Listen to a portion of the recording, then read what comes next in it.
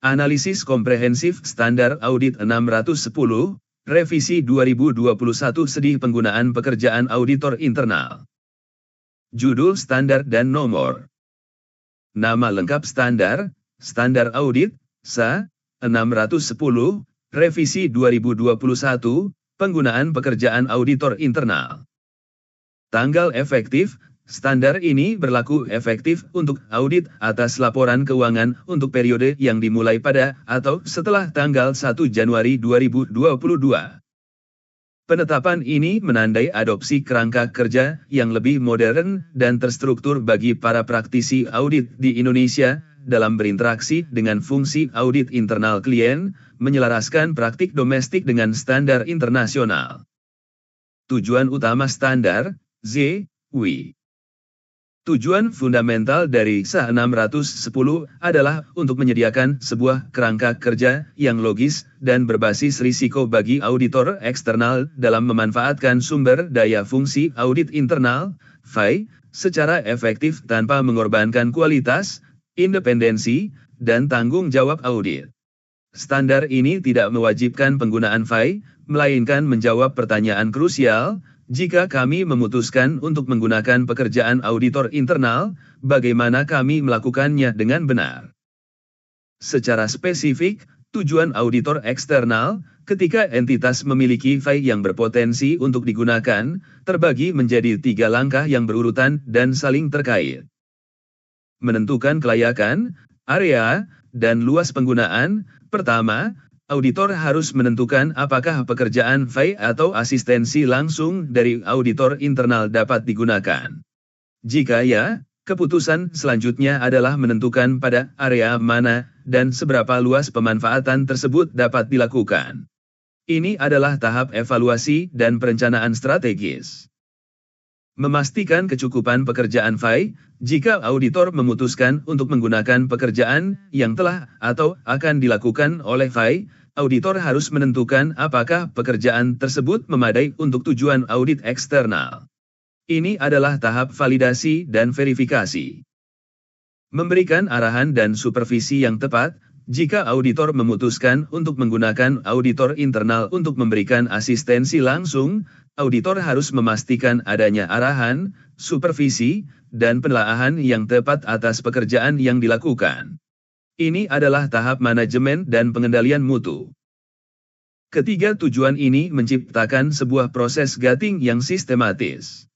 Auditor tidak dapat langsung menggunakan pekerjaan FAI tanpa terlebih dahulu melewati gerbang evaluasi kelayakan yang ketat. Kerangka kerja ini dirancang untuk menyeimbangkan antara potensi efisiensi, mengurangi duplikasi pekerjaan, dan keharusan untuk mempertahankan kualitas audit yang tinggi. Lebih jauh lagi, dengan mengharuskan adanya evaluasi yang jelas, standar ini secara tidak langsung mendorong peningkatan kualitas FAI itu sendiri. Agar dapat digunakan oleh auditor eksternal, FAI termotivasi untuk meningkatkan objektivitas, kompetensi, dan metodologi kerjanya, yang pada akhirnya memberikan dampak positif bagi tata kelola internal entitas secara keseluruhan. Ruang lingkup. SA 610 menetapkan batasan yang jelas mengenai kapan standar ini harus diterapkan. Standar ini berlaku ketika seorang auditor eksternal, dalam pelaksanaan audit atas laporan keuangan, berencana untuk memanfaatkan pekerjaan auditor internal. Pemanfaatan ini dapat terjadi dalam 2 skenario utama. A. Penggunaan pekerjaan fungsi audit internal. Auditor eksternal menggunakan pekerjaan yang telah atau akan dilaksanakan oleh FAI sebagai bagian dari bukti audit. B. Penggunaan asistensi langsung. Auditor eksternal menggunakan individu auditor internal untuk melaksanakan prosedur audit spesifik di bawah arahan, supervisi, dan penelaahan langsung dari auditor eksternal. Namun, standar ini juga menetapkan beberapa kondisi pengecualian penting di mana ketentuannya tidak berlaku. Tidak ada FAI, pengecualian paling mendasar adalah jika entitas tidak memiliki fungsi audit internal. FAI tidak relevan jika tanggung jawab dan aktivitas FAI sama sekali tidak relevan dengan audit laporan keuangan, misalnya, FAI hanya fokus pada audit operasional atau kepatuhan non-finansial, maka standar ini tidak berlaku. Tidak ada ekspektasi penggunaan, ini adalah titik keputusan kritis awal. Berdasarkan pemahaman awal yang diperoleh melalui prosedur dalam SA 315, jika auditor eksternal tidak berekspektasi untuk menggunakan pekerjaan FAI, maka kewajiban dalam SA 610 tidak perlu dilanjutkan. Ini memberikan jalan keluar yang efisien jika auditor menilai bahwa upaya untuk mengevaluasi dan mengandalkan FAI akan lebih besar daripada manfaatnya. Tidak ada rencana asistensi langsung, ketentuan yang berkaitan dengan asistensi langsung tidak berlaku jika auditor eksternal memang tidak berencana untuk menggunakannya.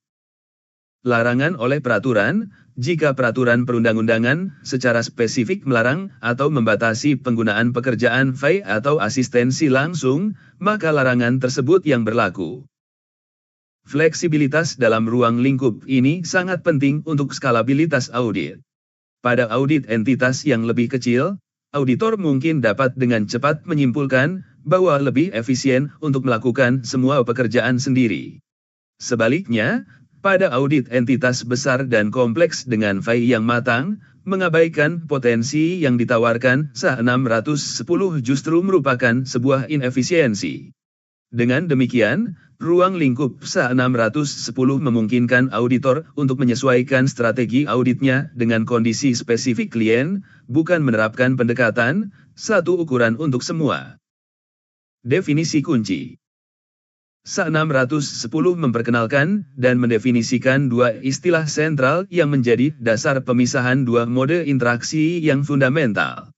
Memahami perbedaan antara keduanya adalah krusial untuk penerapan standar yang benar.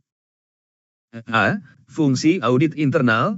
FAI didefinisikan sebagai suatu fungsi dalam suatu entitas yang melaksanakan aktivitas yang memberikan keyakinan dan konsultasi yang didesain untuk mengevaluasi dan meningkatkan keefektivitasan tata kelola, manajemen risiko, dan proses pengendalian internal suatu entitas.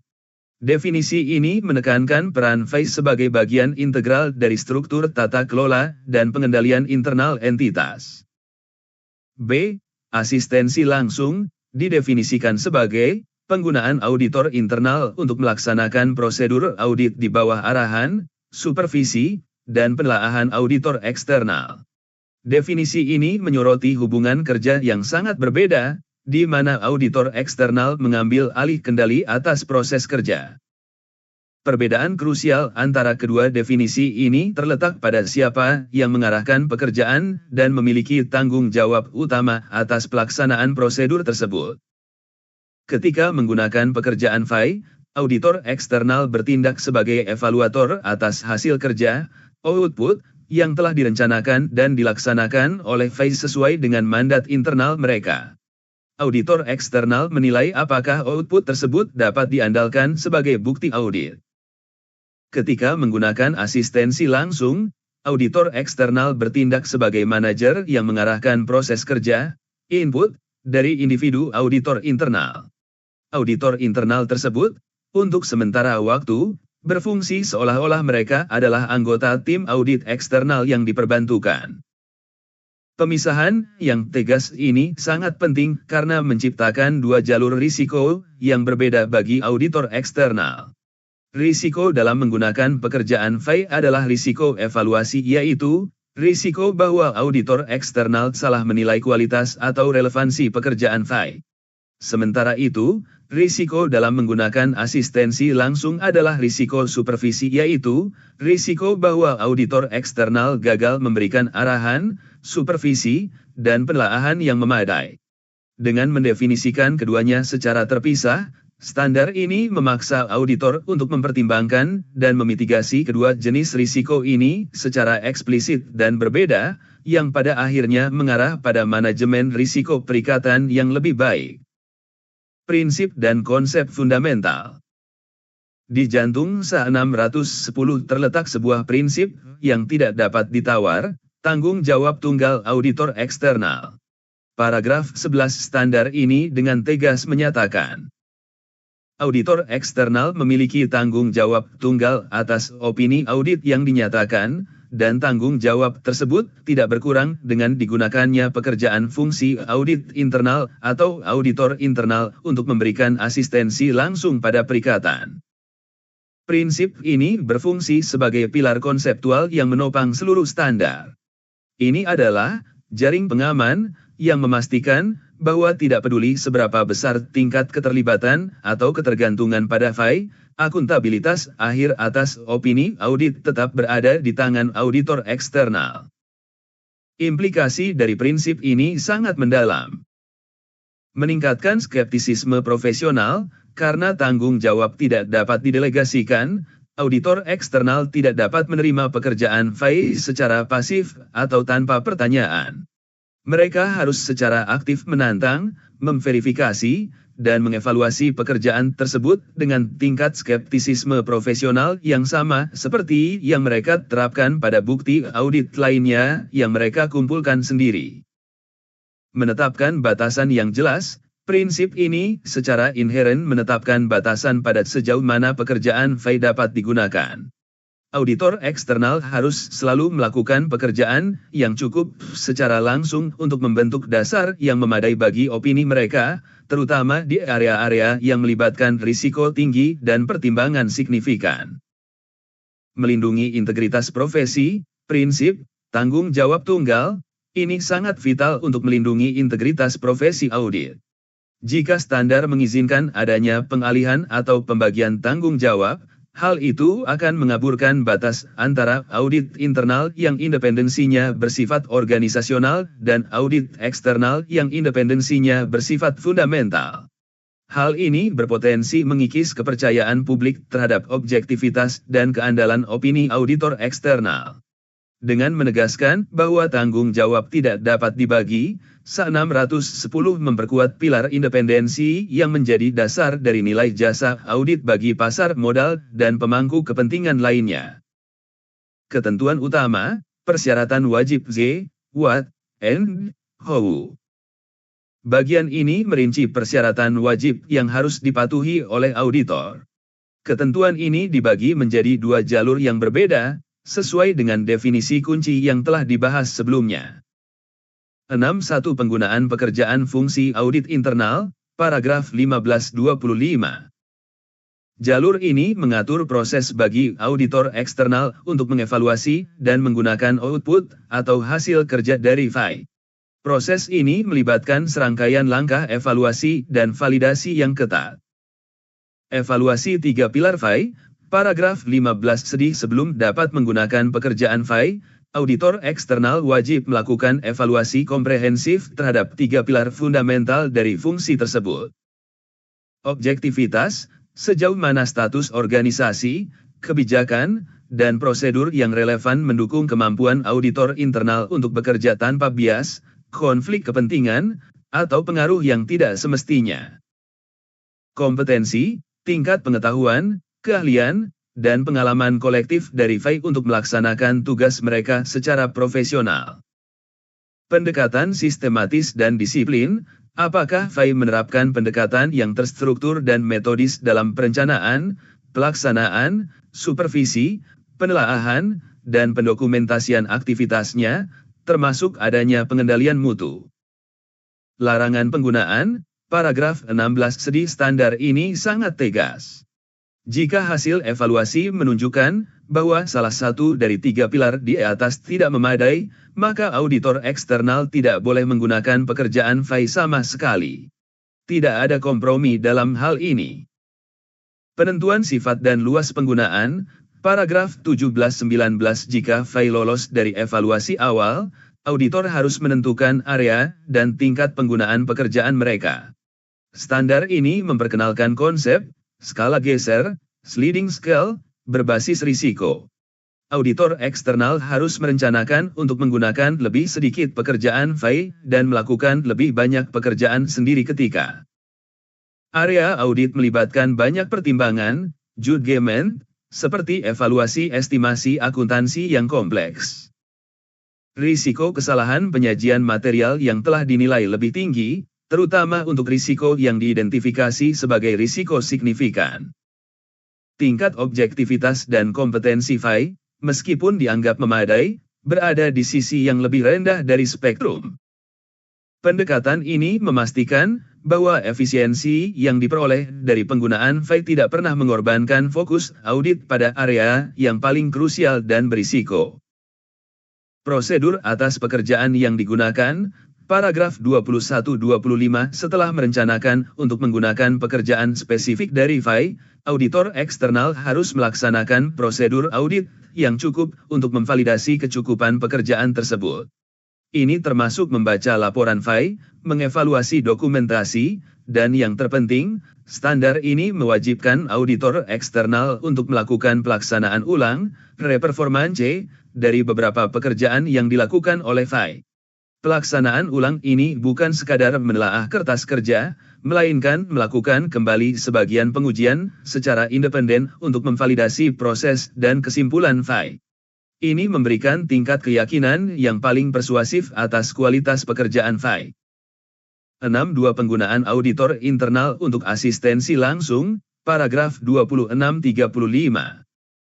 Jalur ini mengatur proses penggunaan individu auditor internal sebagai perpanjangan tangan tim audit eksternal. Fokusnya bergeser dari evaluasi fungsi ke evaluasi individu, dan dari validasi output ke supervisi proses. Evaluasi individu auditor internal, paragraf 27 Sebelum menggunakan asistensi langsung, auditor eksternal wajib mengevaluasi individu auditor internal yang akan memberikan bantuan, dengan fokus pada ancaman terhadap objektivitas, mengevaluasi eksistensi dan signifikansi ancaman terhadap objektivitas individu tersebut, misalnya, hubungan keluarga, kepentingan keuangan, atau tanggung jawab operasional sebelumnya di area yang akan diaudit. Tingkat kompetensi, menilai apakah individu tersebut memiliki kompetensi yang cukup untuk melaksanakan pekerjaan spesifik yang akan ditugaskan.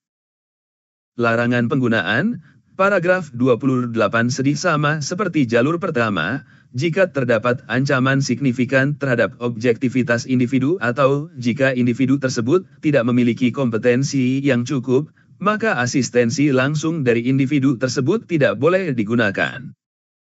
Area pekerjaan yang dilarang, paragraf 30 Standar ini menetapkan zona terlarang yang jelas untuk asistensi langsung. Auditor eksternal tidak boleh menugaskan prosedur yang a. melibatkan pertimbangan, judgement, yang signifikan dalam audit. B. Berkaitan dengan risiko kesalahan penyajian material yang lebih tinggi yang memerlukan pertimbangan luas. C. Berkaitan dengan pekerjaan yang telah, atau akan, dilaporkan oleh FAI kepada manajemen atau TCWG. Larangan ini sangat penting untuk mencegah ancaman telaah pribadi, self-review triad. D. Berkaitan dengan keputusan yang dibuat oleh auditor eksternal sendiri di bawah SA 610, seperti evaluasi awal terhadap FAI. Persyaratan formal, paragraf 33 untuk melindungi integritas proses, auditor eksternal wajib memperoleh perjanjian tertulis dari dua pihak. Dari entitas, pernyataan bahwa auditor internal diizinkan untuk mengikuti instruksi auditor eksternal dan bahwa entitas tidak akan melakukan intervensi. Dari auditor internal, pernyataan bahwa mereka akan menjaga kerahasiaan dan akan segera menginformasikan auditor eksternal jika ada ancaman terhadap objektivitas mereka. Perjanjian ini lebih dari sekadar formalitas, secara fungsional, ini mengubah hubungan pelaporan auditor internal untuk sementara waktu, menempatkan mereka di bawah wewenang auditor eksternal untuk tugas yang diberikan.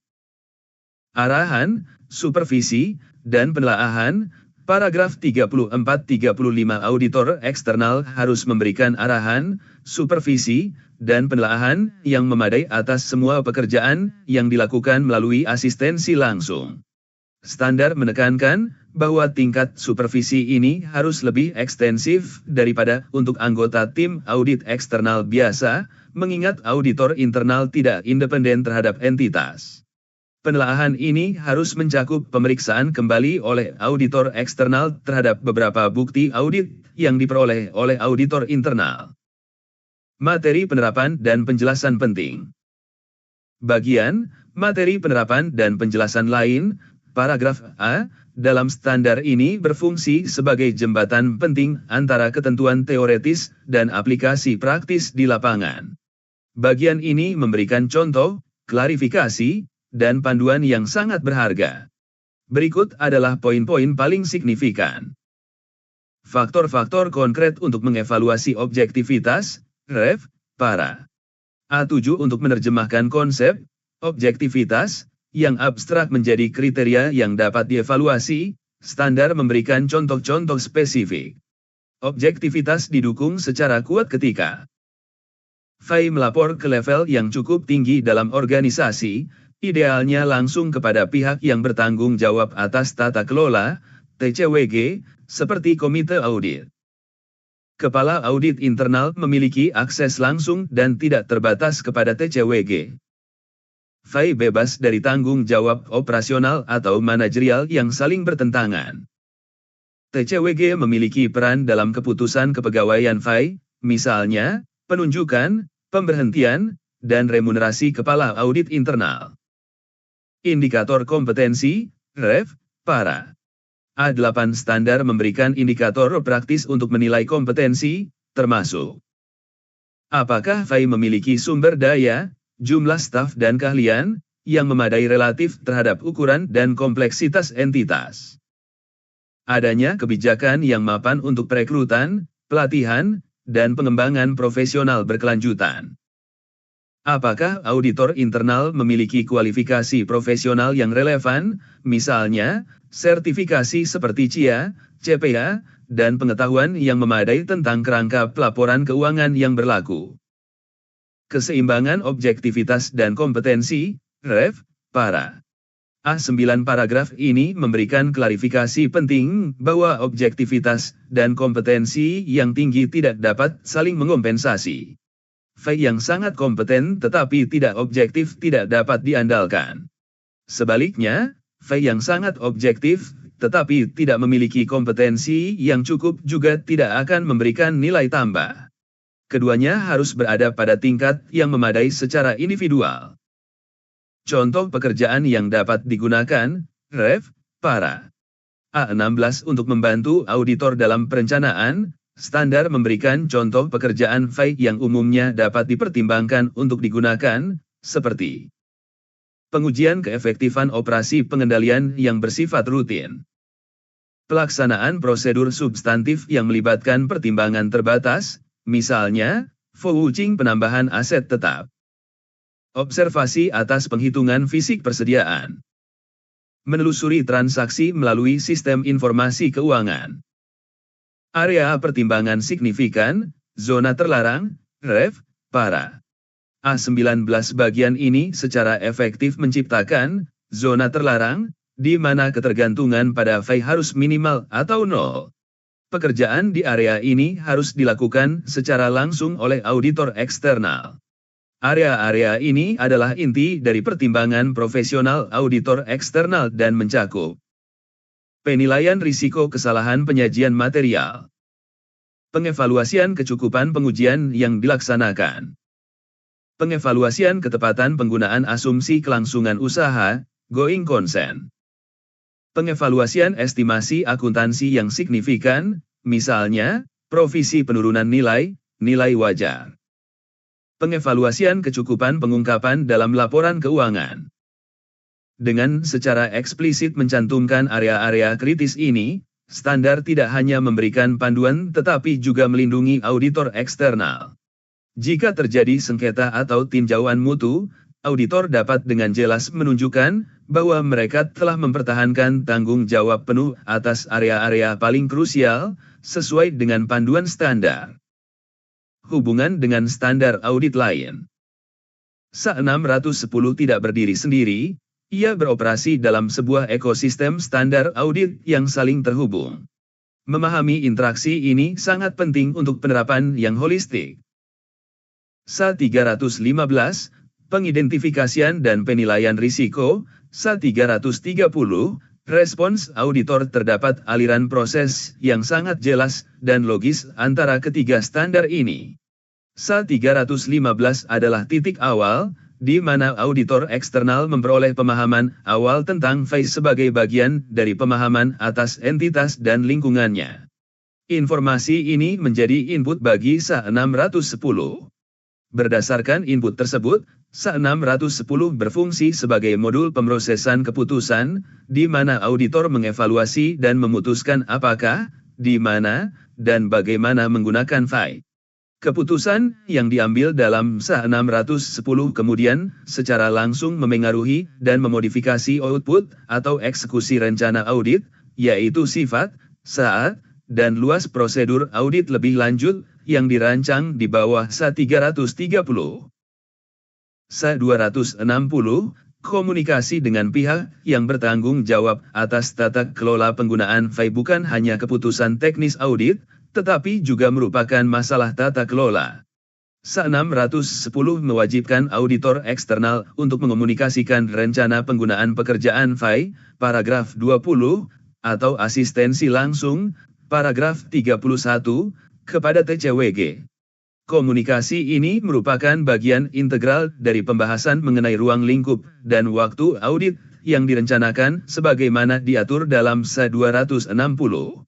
Hal ini memastikan transparansi dan memungkinkan TCWG untuk memahami pendekatan audit yang diusulkan, serta secara implisit menyetujui tingkat kerjasama antara auditor internal dan eksternal. SA220, pengendalian mutu untuk audit atas laporan keuangan hubungan dengan SA220 menjadi sangat relevan ketika menggunakan asistensi langsung. Paragraf 34 secara eksplisit menyatakan bahwa arahan, supervisi, dan penelaahan atas pekerjaan auditor internal harus dilakukan berdasarkan SA220. Namun, standar ini juga memberikan peringatan bahwa karena auditor internal tidak independen, tingkat supervisi dan penelaahan yang diterapkan oleh auditor eksternal harus lebih mendalam dan ekstensif dibandingkan dengan yang diterapkan pada anggota tim perikatan internal. SA230, dokumentasi audit. SA610 menetapkan persyaratan dokumentasi yang spesifik dan rinci dalam paragraf 36 untuk penggunaan pekerjaan FAI dan paragraf 37 untuk asistensi langsung.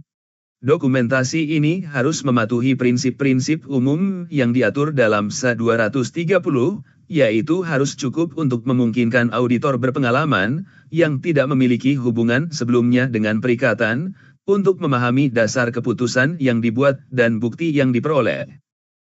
SA200, tujuan keseluruhan auditor independen. SA610 harus selalu dibaca dalam konteks SA200. Prinsip-prinsip fundamental seperti skeptisisme profesional dan pertimbangan profesional yang diuraikan dalam SA200 harus diterapkan secara konsisten selama proses evaluasi dan penggunaan pekerjaan auditor internal. Implikasi praktis bagi auditor. Menerjemahkan bahasa formal standar ke dalam praktik audit sehari-hari adalah kunci keberhasilan implementasi. Berikut adalah implikasi praktis utama dari SA610 bagi auditor. Perencanaan awal adalah kunci, pertimbangan untuk menggunakan FAI tidak bisa dilakukan di tengah-tengah pekerjaan lapangan. Ini harus menjadi bagian dari strategi audit sejak tahap perencanaan awal. Auditor harus proaktif menjalin komunikasi dengan kepala audit internal untuk memahami rencana kerja tahunan mereka, komposisi dan kompetensi tim, status organisasi, dan akses mereka terhadap dokumentasi. Dua kerangka evaluasi yang berbeda, auditor harus sangat berhati-hati untuk tidak mencampur adukan dua mode penggunaan. Proses berpikir, kriteria evaluasi, dan dokumentasi untuk mengevaluasi fungsi, untuk penggunaan pekerjaan, secara fundamental berbeda dengan mengevaluasi individu, untuk asistensi langsung. Menggunakan kerangka yang salah dapat menyebabkan kesimpulan yang tidak tepat dan kegagalan mematuhi standar. Dokumentasi adalah benteng pertahanan dalam dunia audit. Jika tidak didokumentasikan, itu tidak dilakukan.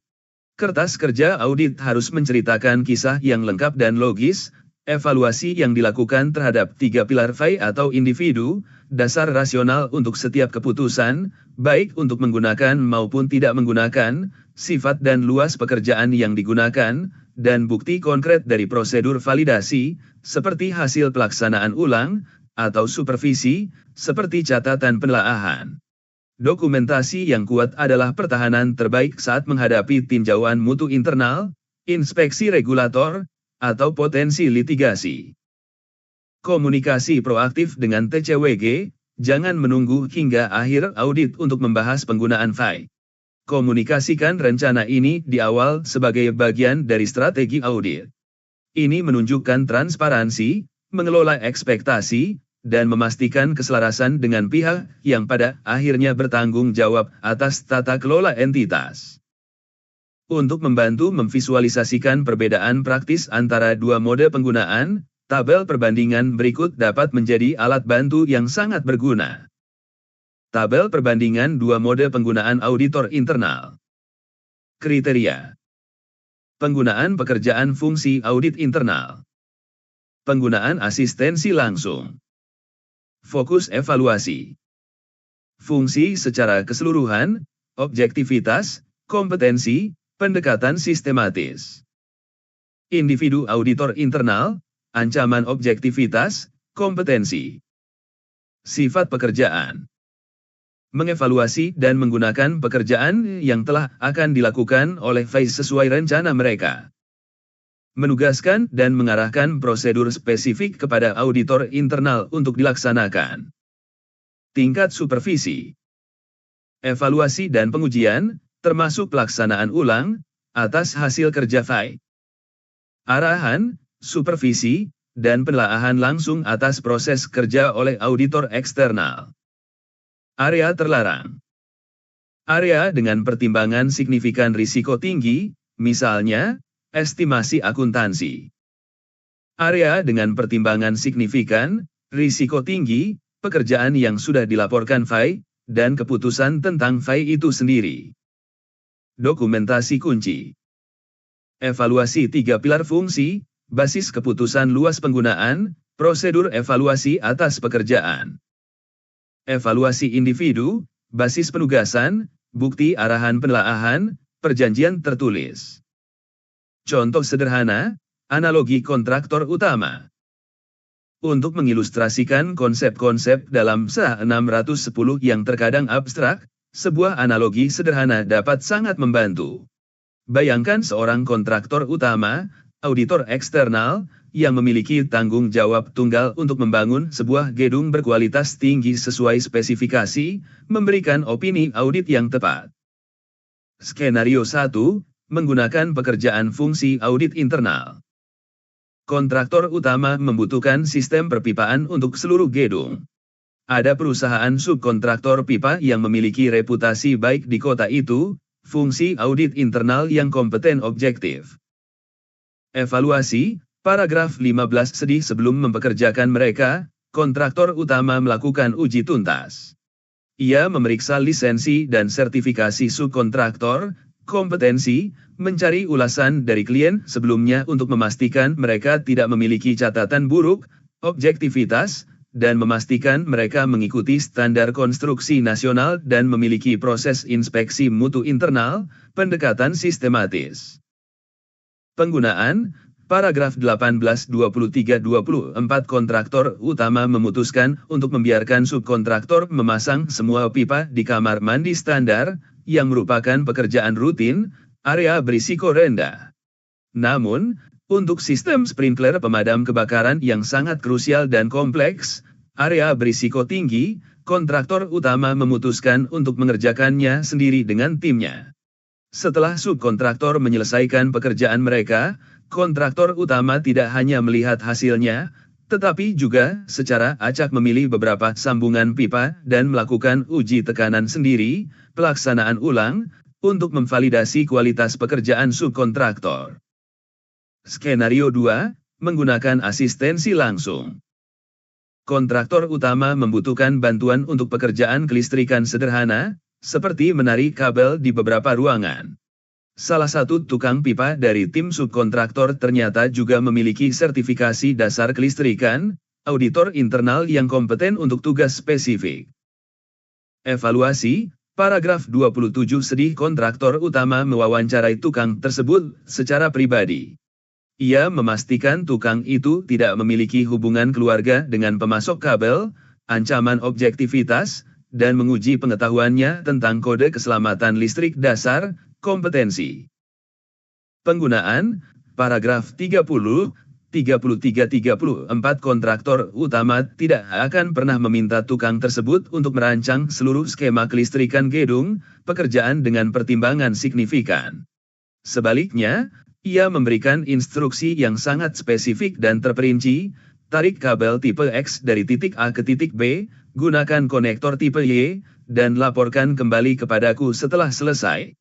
Ia membuat perjanjian tertulis singkat bahwa selama pekerjaan ini, tukang tersebut bekerja di bawah arahannya. Kontraktor utama secara berkala mengawasi pekerjaan tukang tersebut dan memeriksa setiap sambungan yang dibuatnya sebelum dinding ditutup, arahan, supervisi, dan penelaahan. Analogi ini berhasil karena menerjemahkan konsep audit abstrak ke dalam istilah fisik yang intuitif.